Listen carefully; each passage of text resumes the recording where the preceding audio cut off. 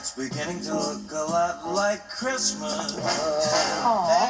Saturday the 13th, not pretty. Yeah, it is. Yeah. New addition to our Rockefeller Center Christmas tree. It has now received its Swarovski star. Getting ready for the big lighting.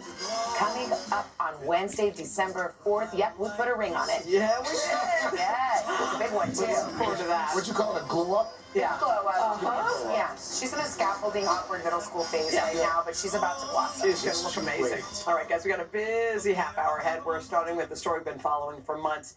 Those two NASA astronauts have been stuck out for more than 150 days and counting on the International Space Station. Well, there's some concerns about their health that are being raised now, and NASA and those astronauts are now speaking out to address those concerns. NBC's Emilie Ikeda here with more on this. Hey, Em. Hey, guys. Good morning to you. Well, ever since us Earthlings learned those two astronauts' mission to space would last much longer than anticipated, there's been a lot of interest in their well-being. Now, Sunny Williams and Butch Wilmore are speaking out in an effort to reassure the public that they're doing just fine.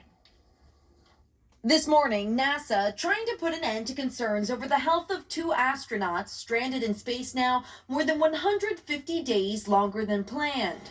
Yeah, I think there's some rumors around outside there that losing weight and stuff. Recent images of Sunny Williams and Butch Wilmore prompting questions about possible weight loss and the status of their health. But Williams saying this week she weighs the same as she did at launch, explaining how zero gravity can impact their appearance in space.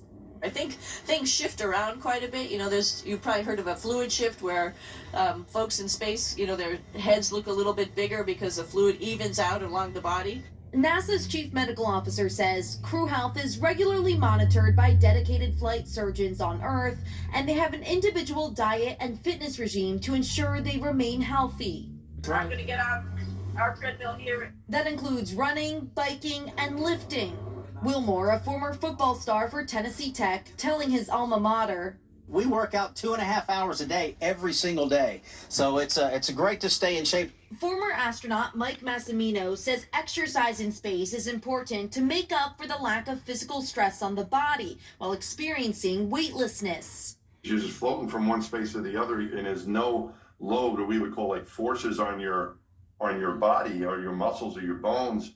And we need that stuff to remain healthy, especially when you come back to Earth. Williams and Wilmore's return to Earth has been significantly delayed after helium leaks and thruster issues emerged on Boeing's Starliner back in June. They were only expected to stay in space for roughly a week, but now will fly home in a different capsule with the SpaceX Crew 9 mission in February. But this morning, the space agency reassuring its astronauts on board the International Space Station right now are in good health. I mean, the whole thing is just so wild. Yeah. They've got a few months to go. I guess they're coming back in February.